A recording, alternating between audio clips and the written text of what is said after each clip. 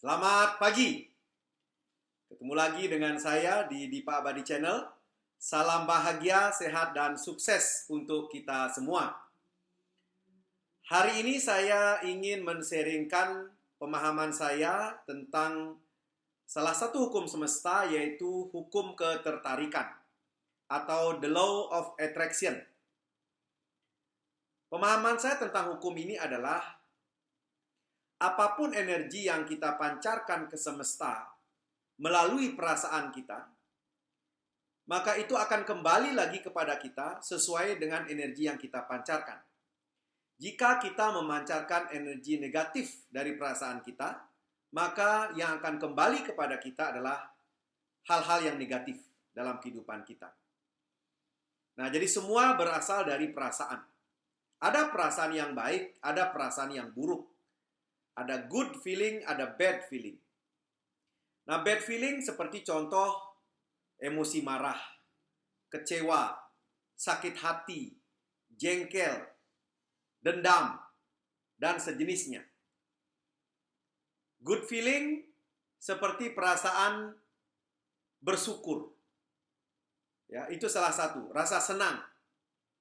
Nah, tinggal sekarang kita yang memilih. Dari segala stimulus yang ada datang dalam kehidupan kita, dari orang, kejadian, peristiwa yang datang dalam kehidupan kita, maka kita yang memilih sekarang.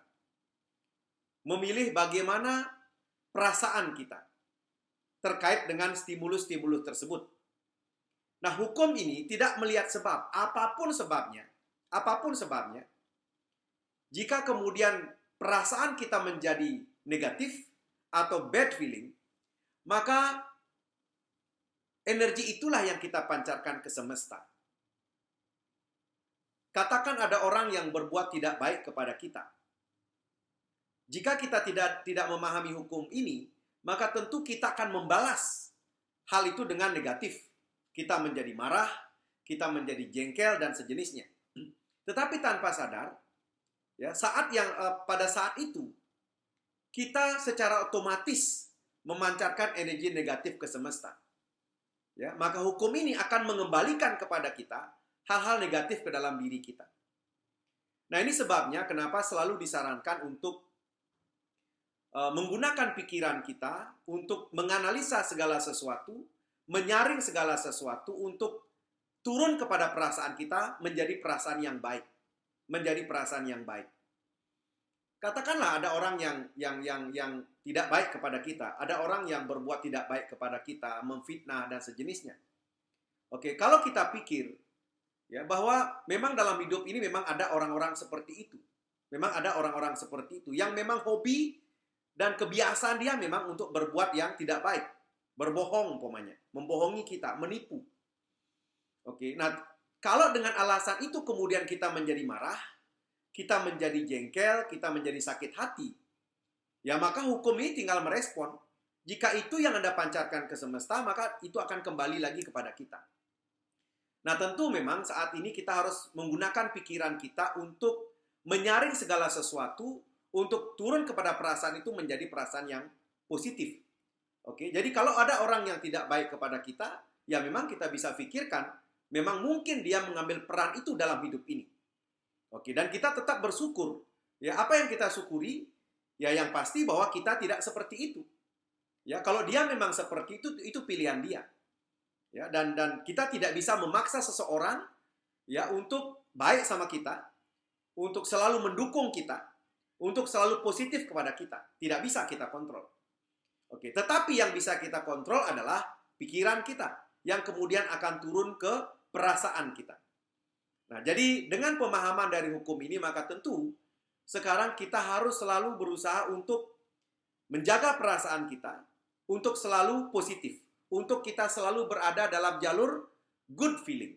Apapun situasi, kondisi, dan peristiwa. Kunci dari good feeling ini adalah yang paling penting adalah, yang saya pahami adalah bersyukur. Ya, dalam situasi, kondisi, peristiwa apapun.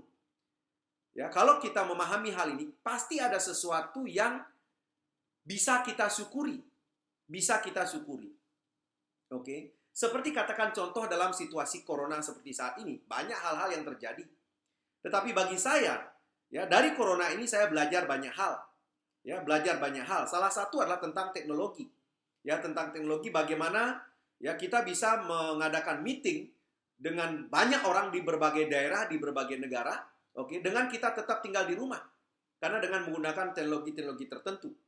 Oke, jadi kalau tidak ada corona, mungkin kita tidak akan, atau saya tidak akan belajar teknologi seperti ini. Oke, jadi tentu dalam setiap kejadian dan peristiwa, memang fokus kita akhirnya mencari, ya, mencari apa hal-hal yang bisa kita syukuri dalam situasi dan kondisi seperti ini. Oke, jadi termasuk dengan ketika kita berteman dengan orang-orang yang negatif. Oke, dari situ ya salah satu hal yang positif adalah kita belajar untuk sabar, ya, kita belajar untuk bisa mengendalikan emosi kita. Ya, tidakkah itu sesuatu yang positif untuk diri kita sendiri? Oke, nah dari situ kita akan tetap bisa bersyukur.